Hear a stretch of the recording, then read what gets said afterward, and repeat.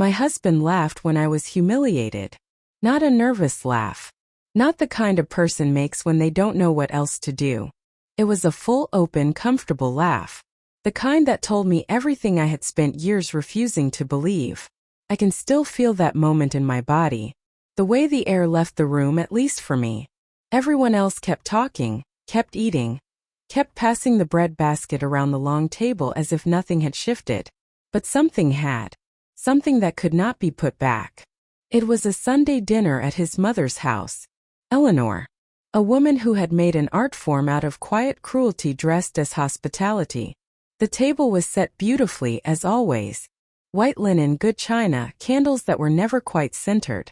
Daniel's sister Patrice was there with her husband, 2 of his cousins, and me, sitting in my usual chair at the far end of the table, the one closest to the kitchen door. I had made a small mistake. I was telling a story, something that had happened at work that week, a miscommunication with a client that I had already resolved, already laughed about privately. I was sharing it the way people share small, human moments at a dinner table. Nothing more than that. Eleanor interrupted before I finished. She said, with that particular smile of hers, that it sounded like I had a habit of creating problems that didn't need to exist. Patrice made a sound, half laugh, half agreement. And Daniel, my husband of 11 years, the man I had built a life with, moved cities for, supported through 2 failed business ventures and 1 very dark year I do not speak of lightly. Daniel leaned back in his chair, looked at me with something close to amusement and laughed. Not at his mother. With her. I did not cry. I did not raise my voice. I picked up my water glass, took a slow sip and set it down. I looked at the candle that was slightly off-center and I thought very clearly. This is the last time. But let me go back further. Because that moment did not come from nowhere. And you cannot understand what I did next without understanding who I was before Daniel, and who I became during him. I grew up in a small town in Ohio. My mother was a school librarian. My father repaired small engines in a garage behind our house. They were not wealthy people, but they were steady. They believed in showing up and in not making yourself smaller than you were. My mother used to say very simply, that a person's character is just their habits made visible over time. I did not fully understand that until much later. I was not a remarkable girl in obvious ways. I was not the one who won homecoming court or led the student council. I was the one who read everything, remembered most of it, and worked twice as hard as I needed to just because that was the only way I knew how to do things. I put myself through college. I earned a master's degree while working full-time. By my mid-30s, I was the director of compliance for a regional financial services firm. It was not a glamorous title, but it was mine and it was real and it represented 15 years of careful, unglamorous work. I met Daniel at a conference in Chicago. He was charming in the way that certain men are charming, effortlessly, and with the full awareness that it works. He was in financial consulting, or said he was. He had big ideas and a very convincing way of presenting them. He laughed easily. He listened, or seemed to. He made me feel, for the first time in a long time, like someone was genuinely interested in what I thought. We married 2 years later. I was 41. He was 44. The early years were not all bad. I want to be honest about that, because this is not a story about a monster hiding behind a mask. Daniel was not secretly terrible from the beginning. He was something more complicated and, in many ways, more damaging. He was a man who needed to feel larger than the people around him. And the closer you were to him, the more convenient you became as a measuring stick. The dismissals started small. A comment here about how I told a story too slowly. A correction there when I offered an opinion in front of his friends. He would finish my sentences in a way that subtly changed what I was trying to say. He would refer to my job as my little work thing in a tone that was technically affectionate but carried something underneath it that was not affection at all. I noticed. Of course I noticed. But I did what many women do. I filed it. I told myself he didn't mean it. I told myself everyone had rough patches. I told myself that pointing it out would only make things worse, and that patience was a virtue, and that I was a practical woman who did not blow up her life over tone of voice. 11 years. That is how long I filed things away. By the night of Eleanor's dinner, the drawer was full. I just hadn't admitted it yet. But when Daniel laughed, easy and unguarded and entirely at my expense, something in me stopped filing. The drawer closed. And a different, quieter part of me began to pay attention in a new way. I drove home that night in silence. Daniel talked the whole way. He said his mother didn't mean anything by it. He said I was too sensitive. He said I always found a way to make a nice dinner uncomfortable. I kept my eyes on the road and I let him talk. I was not ignoring him. I was listening very carefully. I was listening the way you listen when you are finally hearing someone for the first time. We went to bed without resolving anything, which was normal for us. He fell asleep quickly, the way people do when they have no unfinished business sitting on their chest. I lay awake for a long time. The bedroom was dark and quiet. I could hear the low sound of the refrigerator from down the hall. I thought about my mother, and the way she used to say that character is just habits made visible. I thought about what Daniel's habits had been making visible, slowly and steadily, for 11 years. And I thought about mine. I had a habit of being patient, of being capable, of handling things cleanly and without noise. I had always thought of those as virtues. That night, lying in the dark, I began to understand that they were also tools. And for the first time I considered using them differently. I did not make any decisions that night. I want to be clear about that. I simply lay there and let myself see without flinching what was actually true. That, as it turned out, was enough to start. I have always been good at separating what I feel from what I need to do. It is not a gift exactly. It is something I built the way you build a callus through repeated contact with things that hurt. In the weeks after Eleanor's dinner, I did not confront Daniel. I did not withdraw dramatically or signal in any visible way that something had changed inside me. I went to work. I came home. I made dinner on the nights it was my turn. I asked about his day and listened to the answer. From the outside, nothing was different, but I had started paying attention with different eyes. I began to notice the architecture of our life together.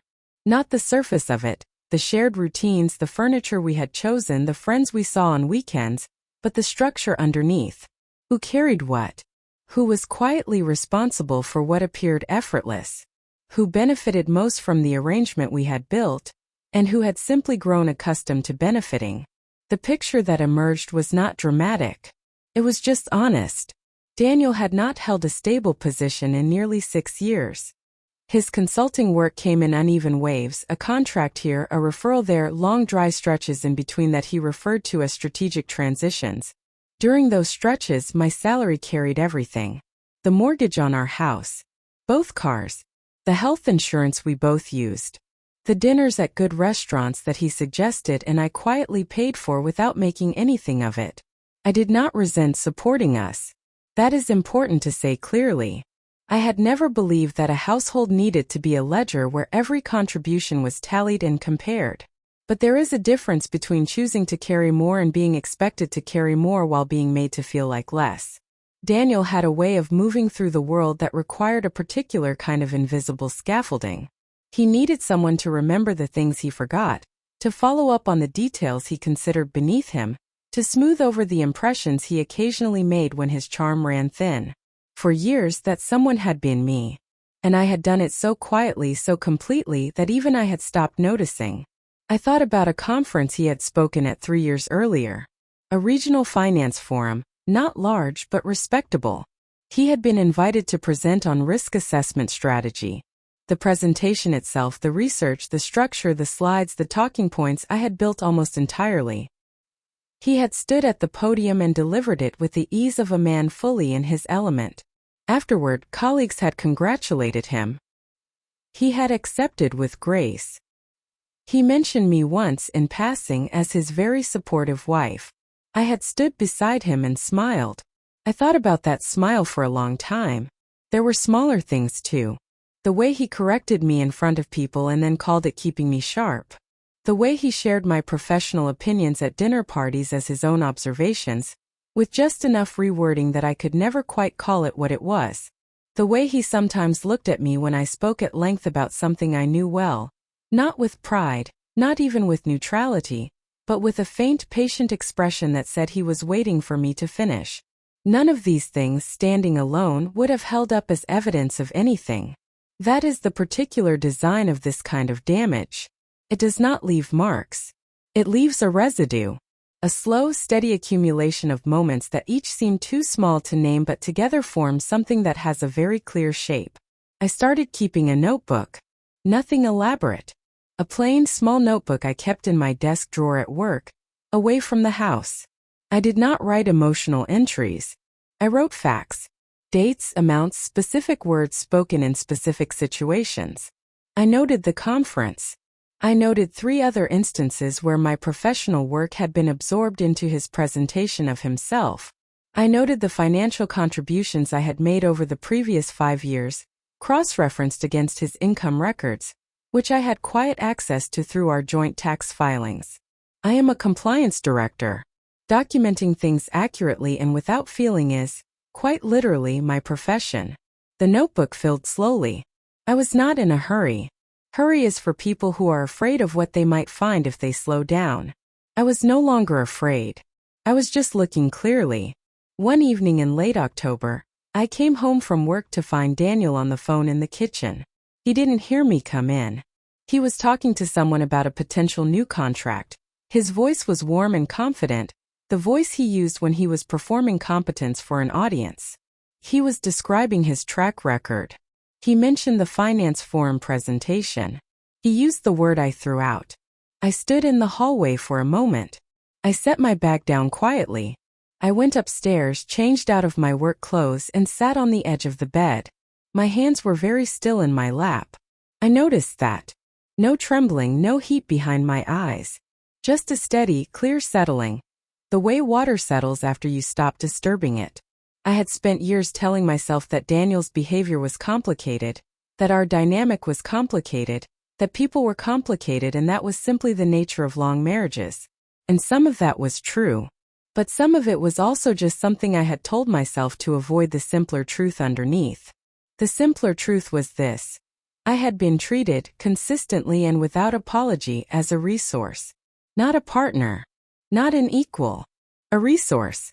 Something to be used efficiently and maintained just enough to keep functioning. Understanding that, really understanding it, in the body not just in the mind, was not dramatic. It did not feel like a revelation. It felt like setting down something very heavy that I had been carrying for so long, I had forgotten it wasn't part of me. I opened my notebook that night and I wrote one single line that was not a fact or a date or a dollar amount. It simply said, enough. There is a particular kind of morning that comes after a long decision has finally been made. The alarm sounds the same. The light through the curtains looks the same. The coffee tastes exactly as it always has. But something underneath all of it is different. Quieter. More settled. Like the foundation of a house that has stopped shifting. That was the morning after I wrote the word enough in my notebook. I did not tell Daniel anything. I did not change my expression at breakfast or leave meaningful silences for him to notice. I passed him the cream for his coffee. I asked if he had calls that morning. I listened to his answer. And while I listened, a completely separate and very focused part of my mind was already making a list. The first thing on that list was a lawyer. I want to be clear about how I approached this because it matters. I was not looking for a fighter. I was not looking for someone who would come into the situation loud and aggressive, someone who would treat the process like a performance. I had watched enough people go through difficult separations to know that noise rarely served the person making it. What I needed was someone precise. Someone who understood financial complexity, who could read a situation with the same kind of careful, unfeeling accuracy that I brought to my own professional work. I asked a colleague I trusted, a woman named Ruth who had been through her own quiet dismantling of a marriage some years before. I did not give her details. I simply said I needed a recommendation for a family attorney who was exceptionally good with finances. Ruth looked at me for a moment with an expression that asked no questions, and she wrote a name on a piece of paper. I called the following Tuesday from my office, door closed during my lunch hour. Her name was Margaret Osei. Her office was in the city 40 minutes from where I worked. I made an appointment for the following Thursday and told no one. I drove there alone on a gray afternoon. Her office was on the 14th floor of a building that smelled of good carpet and central heating. She was a small woman, perhaps 60, with reading glasses she wore pushed up on her head, and a way of listening that made you feel your words were landing somewhere solid. She did not offer sympathy or reassurance. She offered attention. That was exactly what I needed. I laid out the situation the way I would present a compliance case. Factual. Sequential. I brought the notebook. I brought 3 years of tax returns I had quietly copied. I brought a summary I had prepared of my financial contributions to the household, documented and sourced. Margaret read through everything without interrupting. When she finished, she set the papers down, folded her hands, and told me what I was looking at. What I was looking at was actually quite clear. Once someone with the right knowledge helped me see it properly. Our state's equitable distribution laws meant that the marital assets, the house, the joint accounts, the investments I had largely funded, would be divided with the full weight of my financial contribution taken into account. Daniel's inconsistent income and his long periods of dependency on my salary were relevant to the picture. So was the documented evidence of his professional use of my work without credit or compensation. Margaret was precise about what was realistic and what was not. She did not promise outcomes she could not guarantee. But she did tell me, plainly and without drama, that I was in a considerably stronger position than I likely realized. I drove home that evening feeling something I had not felt in years. Not happiness exactly. Not even relief. It was something closer to orientation. The feeling of knowing exactly where you are standing on a map after a long time of being uncertain. I began making changes slowly and without announcement. I opened a personal account at a bank I had never used before, one with no connection to Daniel or to our joint finances. I began directing a portion of my monthly salary there. Nothing dramatic, nothing that would create an immediate imbalance, just a quiet, steady repositioning. I consulted with my financial advisor at work, a man named Paul who had handled my professional accounts for years, and who asked no personal questions when I requested certain adjustments. I reviewed the mortgage documents. I reviewed the investment accounts. I made copies of everything and kept them in a locked drawer in my office at work. Each step was small. Each step was deliberate. Together, they formed something that had a direction. I also did something quieter, and in some ways more important. I stopped performing. Not dramatically. Not in a way Daniel would notice or remark on. But I stopped filling the silences that were his to fill. I stopped offering solutions to problems he created through his own carelessness. When he mentioned a professional contact he had been meaning to follow up with, I did not remind him. When a bill he was supposed to handle sat on the counter past its due date, I did not pick it up. I simply let things be exactly what they were, without my quiet intervention reshaping them into something more manageable. It is remarkable, actually, how much work disappears when you stop doing it invisibly. The weeks passed. November became December. Daniel noticed nothing, or if he did, he interpreted it through the framework he had always used for me, that I was being quietly difficult, quietly emotional, and would eventually return to baseline. He was not a man who had ever needed to pay close attention to me. He had never needed to. I had always been there, steady and capable and silent about my own needs. He had no reason to believe this time was any different. That was, without question, his single greatest miscalculation. Margaret and I met twice more before the end of the year. By our third meeting, the paperwork was drafted. It sat in a folder in my office drawer, next to the notebook and the copied financial records. I did not rush toward it. I simply knew it was there, ready when I chose to move. There is a particular kind of power in preparation that has no urgency attached to it. When you are not afraid of the outcome, you do not need to hurry toward it. You can simply wait for the right moment with the steadiness of someone who already knows how the calculation resolves. I knew how it resolved. I was simply giving Daniel a little more time to show me, clearly, finally, and without any room for my old habit of generous interpretation, exactly who he had always been. He did not disappoint. January came in cold and flat. The kind of cold that doesn't announce itself dramatically. It just settles quietly into everything. Daniel had spent the last 2 weeks of December talking about a new contract. A firm in the city, mid-sized, looking for an external consultant to help restructure their internal reporting process. He had spoken about it the way he always spoke about new opportunities, with the full confidence of a man who had already decided the outcome. He mentioned the lead contact's name at dinner twice. He referenced the meeting 3 times in a single weekend. By the time he left for that first appointment on a Tuesday morning in January, he had built it into something considerable in his own mind. He came home quieter than he had left. I did not ask what happened.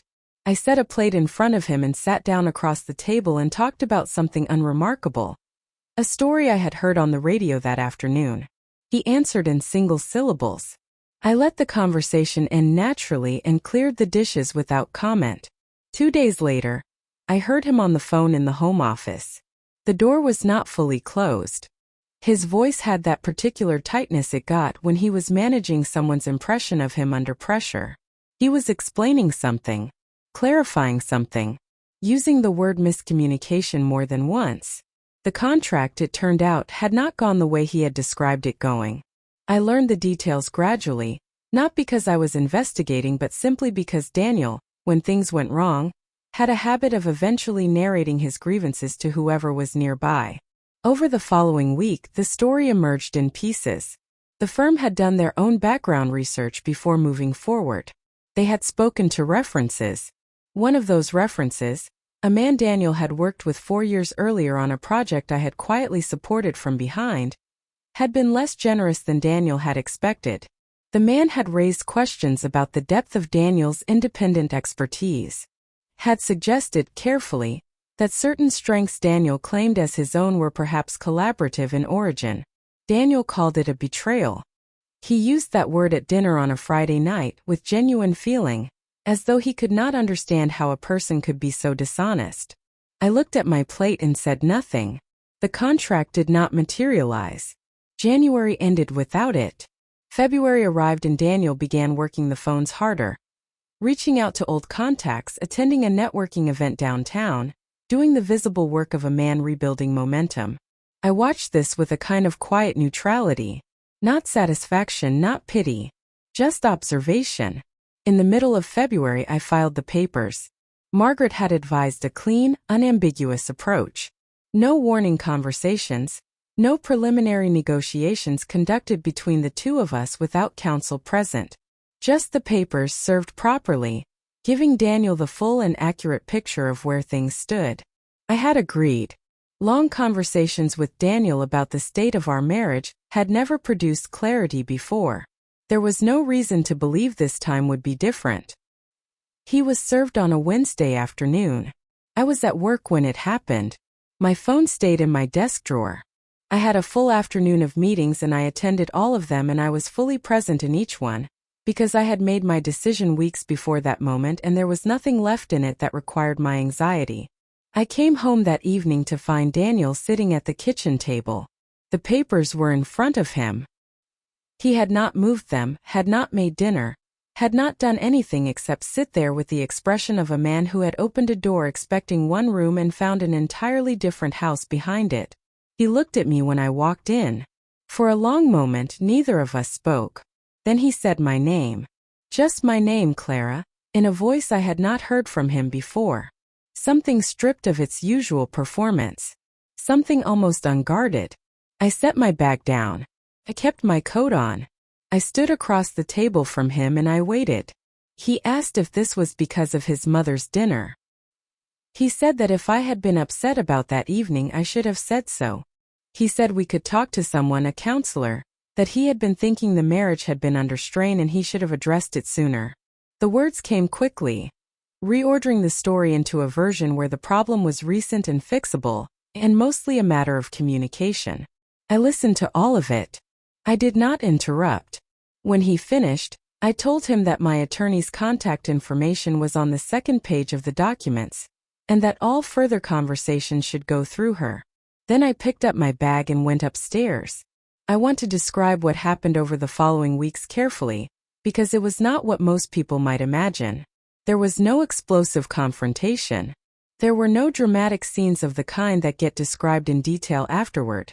What there was instead was a slow and very thorough exposure of the structure underneath our marriage, the one I had spent years maintaining and had now simply stopped maintaining.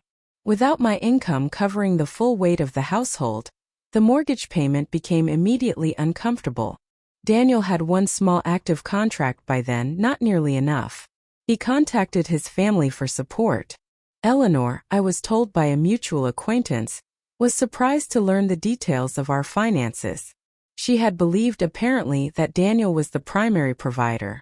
That particular illusion had been very carefully constructed, and its collapse was quiet but complete. Patrice called me once. I did not answer. She left a voicemail that was equal parts concern and accusation, suggesting I was being hasty, that Daniel was going through a hard time, that family deserved patience. I listened to the message once and deleted it.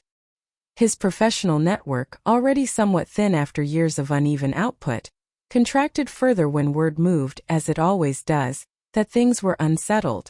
Two people he had been hoping to leverage for referrals went quiet. The consulting world is not large and reputations are not rebuilt quickly, especially when the questions being asked are about the authenticity of past work. None of this was something I had engineered directly. I had not made calls or sent messages or worked any back channels. I had simply stopped being the invisible architecture that held a certain version of Daniel upright. Without that, what remained was exactly what had always been there, just without the scaffolding obscuring the view. There is a particular discomfort in watching something you once loved reveal itself fully as something lesser than you believed. I will not pretend it was clean or without weight. There were evenings that month when I sat in the small apartment I had moved into, quiet, spare, entirely mine, and felt the complicated grief of 11 years ending. Not grief for Daniel exactly. Grief for the version of the marriage I had spent a long time hoping it might become. That grief was real. I let it be real. And then slowly I let it pass. The divorce was finalized on a Thursday morning in late March. Margaret's office smelled the same as it had the first time I visited. Good carpet, central heating, the faint sound of the city 14 floors below. The paperwork was signed in 2 separate appointments, Daniel and I never in the same room. That had been my preference, and Margaret had arranged it without comment. By 11 o'clock that morning it was done. 11 years reduced to a clean set of documents in a manila folder. Margaret shook my hand at the door. She said I had handled the entire process with remarkable composure. I thanked her and meant it. I took the elevator down alone and walked out into the March air, which was cold and carried the faint suggestion of something loosening, the way early spring always feels, not yet warm but no longer fully winter either. I sat in my car for a few minutes before starting the engine. I did not cry. I did not feel the sharp release I think I had half expected. What I felt was something quieter and more durable. The particular stillness of a chapter that has been properly closed. Not torn out, not left unfinished. Closed. I thought about my mother. I thought about her hands, which were always busy, always moving toward the next useful thing. I thought about what she would have said if I had called her that morning. She had been gone 6 years by then, and there were still moments when I reached instinctively for the phone before remembering. She would not have said well done or I'm proud of you, at least not first. She would have asked if I had eaten breakfast. And then, after a moment, she would have said something simple and true that I would carry for a long time. I started the engine and drove to a small cafe I had discovered the month before, near my apartment. I ordered eggs and coffee and sat by the window and watched the street. A woman walked past with a dog that was too large for the leash she was using. 2 men argued pleasantly over a parking space and then both laughed about it. An elderly man in a good coat stood at the corner reading something on his phone with the focused expression of someone learning something new. Ordinary life moving steadily forward. I found it deeply comforting. I want to go back briefly to something that happened 2 weeks before the finalization, because it is the moment the story turns on, the quiet center of everything, and it deserves to be told clearly. Daniel had requested a final meeting. Not through Margaret but directly. A text message to my phone on a Sunday evening, asking if we could speak before everything was concluded. Just once. He said he felt there were things that needed to be said between the two of us without attorneys, without process. He said he thought I deserved to hear him properly. I considered it for 2 days. I want to be honest about that. I am not a person who makes decisions out of hardness for its own sake, and there was a part of me, the part that had loved him once genuinely and with real hope, that was curious about what he might say. Whether there was, underneath the defensiveness and the performance of the past months, something true that he had not yet managed to speak. I agreed to meet him for coffee. A public place, a Saturday morning, 1 hour. He was there when I arrived. He looked different than he had even 2 months before. Smaller somehow, though he had not changed physically. The particular largeness that had always surrounded him, the ease, the confidence, the sense that he occupied more space than other people, had contracted. He stood up when I came in, and for a moment he looked uncertain in a way I had never seen on him before. We sat down. He ordered coffee. I ordered tea. We were quiet for a moment. Then he spoke. He said he had done a lot of thinking. He said he understood now that he had not treated me well. He said he had relied on me in ways that were not fair, and had taken things I did for granted that he should have acknowledged and valued. He said he was sorry. He said it carefully, with the specific details of a man who had rehearsed it, but also with something underneath the rehearsal that felt real. I listened to all of it. I let him finish completely, and then I said, "I know." 2 words. He waited for more. I let the silence sit. I did not tell him he was forgiven. I did not tell him it was too late. I did not offer him the confrontation he might have found easier than what I gave him, which was simply the truth, that I had known for a long time, that I had waited far longer than I should have, and that I wished him no particular harm and also wanted nothing further from him. He nodded slowly. He looked out the window. After a moment he said he hoped I would be all right. I told him I already was. We finished our coffee and tea. We stood outside on the pavement for a moment in the cold and said goodbye in the ordinary way of 2 people who have reached the end of something.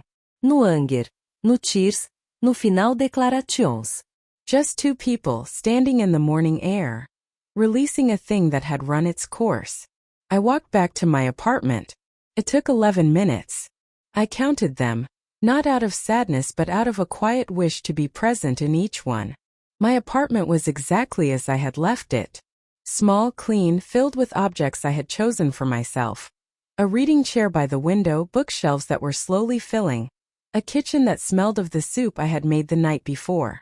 It was not the life I had imagined at 41, standing in a good dress at a Chicago conference, full of careful hope. It was better. Not louder or larger. Just more honest. I had spent 11 years making myself useful and small and patient in the hope that it would be enough to hold something together.